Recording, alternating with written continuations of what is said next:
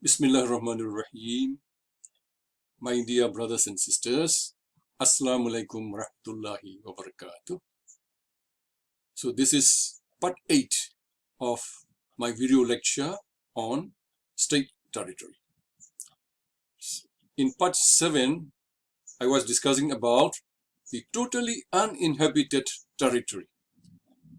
If the territory, the island or the territory is totally uninhabited, meaning that no human beings are on the island or in that territory, then this is an exceptional case. And the court will take this as an exceptional case, and the proof of effective occupation will be much easier. So this is very exceptional case. So that's why you have to take note of this one. Totally uninhabited island. And the leading case on this point is the Clipperton Island case. So in 1858, a lieutenant in the French Navy duly authorized, this point also very important, duly authorized by his government, proclaimed French sovereignty over the Clipperton, which is a small uninhabited island in the Pacific Ocean, when cruising near the island. So after that, the lieutenant notified the French consulate in Honolulu, Hawaii, and then the French authorities published the declaration of French sovereignty over the island in a local journal. After that, very little was done in relation to the island by the French authorities. In 1897, a Mexican gunboat landed on the island and raised the Mexican flag, claiming that the island had been discovered by Spain and Mexico was the successor to the Spain, meaning that Mexico is claiming sovereignty over the island. So this was brought before the arbitration, and the arbitrator held. Discovery by Spain had not been proven. There is no proof, no evidence that Spain discovered this island. That's why when this French lieutenant cruised around the island and then claimed sovereignty in 1858, the island was Terra Nullius. So that's why it was susceptible of occupation by France. So the islands belong to France. Okay, belong to France.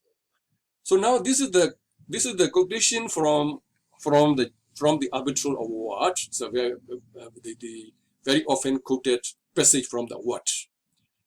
Read carefully. If a territory, by virtue of the fact that it was completely uninhabited, is from the first moment when the occupying state makes its appearance, from the first moment when the occupying state makes its appearance there, at the absolute and undisputed disposition of the state. This phrase very clearly states about the very strong intention to act as sovereign. The intention is very strong at the absolute and undisputed disposition of that state. That state intention is will to act as sovereign is very strong. That's from the first moment when the occupying state makes its appearance there, just mere appearance there, from that moment, the taking of possession must be considered as accomplished and the occupation is thereby completed. So this very strong intention and the first appearance at the island is at that moment the taking of possession accomplished and the occupation thereby completed. So it means that this case very clearly shows that this is an exceptional situation if the territory is completely uninhabited. That's why it may not require even actual physical occupation. There was nothing done after that, not much done after that by the French authorities on the island, because the island is totally uninhabited. Totally uninhabited means no human beings, only trees and rocks only. So how can you display or exercise sovereign activities over the island? If there are people, you can exercise sovereign authority. You can establish a police force. You can establish courts, right? So these sovereign activities and sovereign devices can be established only when there are people. If there are no people at all, only trees and rocks, how can you are necessary to display the sovereign functions there on the island? So that's why the law here, in exceptional situation, the law here says that the intention itself is sufficient. A clear manifestation of intention to act as sovereign is sufficient, and no actual physical display or exercise of sovereign activity is not required. This is, you have to take note that this is a very exceptional case. Okay, now we are summarizing. We have already done all the traditional modes of acquiring state territory, and I will just give very briefly about a hint on other principles significant territorial dispute. These other principles here means just supplementary principles. So the main principle already we discussed there, and the most important principle is peaceful and continuous exercise of sovereign activities over the territory. There are some minor supplementary principles, like for example recognition. Recognition of third state. Other countries, other states also recognize state A as sovereign of the state. This is decided in Eastern Greenland case. Recognition in treaties with neighboring countries. So recognition of third state is one supplementary factor. Okay, acquiescence, no objection by the losing state. The losing state, state A is the winning state, state B is the losing state.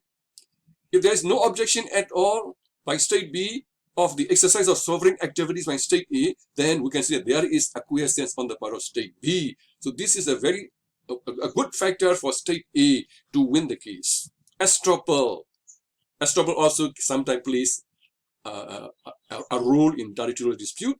Temple of Pre-Vihia case, we have already discussed this case. Thailand was estopped from denying the error in the map because it failed to object to that there was an error in the map between in the treaty between the two countries, boundary treaty between the two countries. That's why later on the Thailand cannot argue, cannot deny the fact of the error in the map because of its failure. So it is very similar to doctrine of acquiescence. Acquiescence and estoppel can be overlapping, and the two doctrines can be applied together. Okay, applied together. These are some of the supplementary facts, supplementary principles to take into consideration in territorial disputes, but they are quite useful only when the determination is quite 50-50. For example, the two competing claims of sovereignty over the territory is weighing 50-50, then another state which can show recognition or acquiescence or estoppel can win the case. They can support the main principles of territorial acquisition.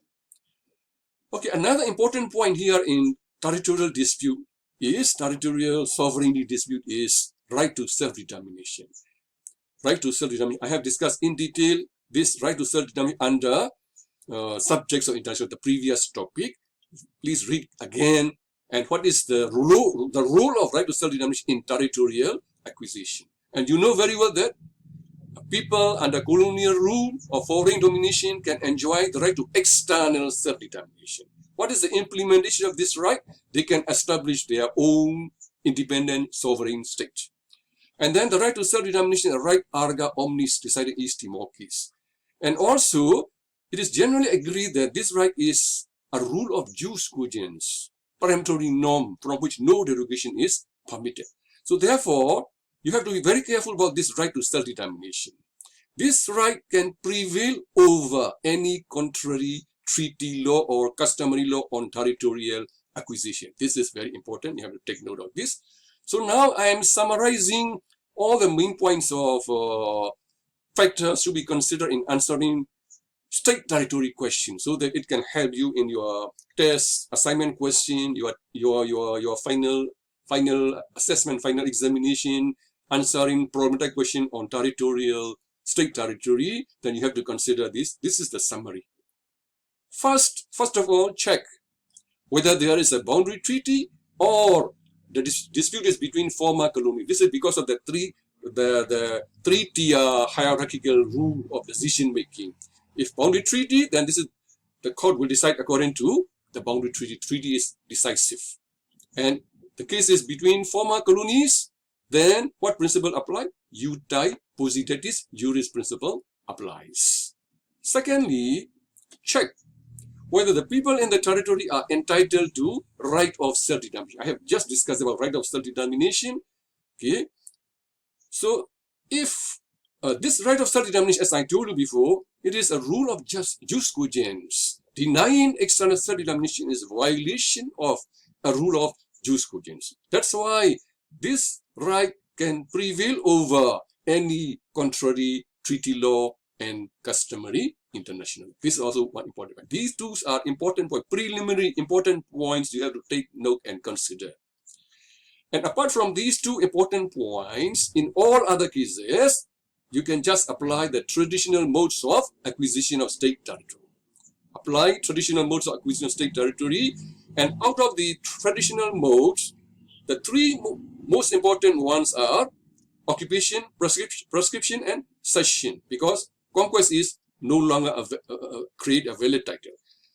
So this occupation, prescription, and cession, occupation and prescription are known as creating original title. They can create original title. But occupation can be applied only in Taranalayas. Territory is not owned by any state, then only we apply occupation. Prescription is, if not Taranalayas, then you can apply prescription. And both can create original title. And then another one is cession. Cession is, what is cession? Transfer of territory. This is creating derivative title. One who has already acquired, occupied, or already got title by means of prescription, later on that country can transfer its territory to another state. That's why it's called derivative title, not original title. So if transfer to another state, what is the most important thing? There must be a treaty. There must be a treaty of cession. And then since this is a treaty, then there must be no coercion. Invalidity factor has to be avoided. There must be no coercion when making the treaty. Okay, now let us move on to more in detail, more on the occupation. If it's a clear case of occupation, check whether the island, the territory is totally uninhabited. This one also I have just discussed. If it is totally uninhabited, it is a very exceptional case. Then what is the leading case? You apply the Clipperton Island case. If totally uninhabited, then you have to apply Clipperton Island case. If not,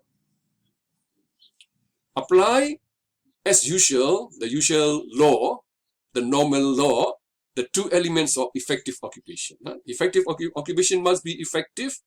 So to be effective occupation, there are two elements: intention or will to act as sovereign, animus. And then factum or corpus occupendi, that is peaceful and continuous exercise of sovereign activities. Effectivity, this is actual exercise of sovereign activity. Intention and actual exercise of sovereign activities or effectivities. And then in both occupation and prescription, you know very well the decisive factor is peaceful and continuous exercise of sovereign activities or effectivities. And what are the effectivities? You know very well. I give you example. I give you example of effectivities. From the decided cases, you have to refer to the decided cases. And then when we discuss about this element, first, what is meant by peaceful, what is meant by continuous, what is meant by up to the critical date, and what is meant by intertemporal law. And then what are the examples of effectivities. And then if the case is for prescription, then you have to add two more requirements, because prescription had 4 requirements, right? 2 more requirements, that is, it must be public and it must be for a long period of time.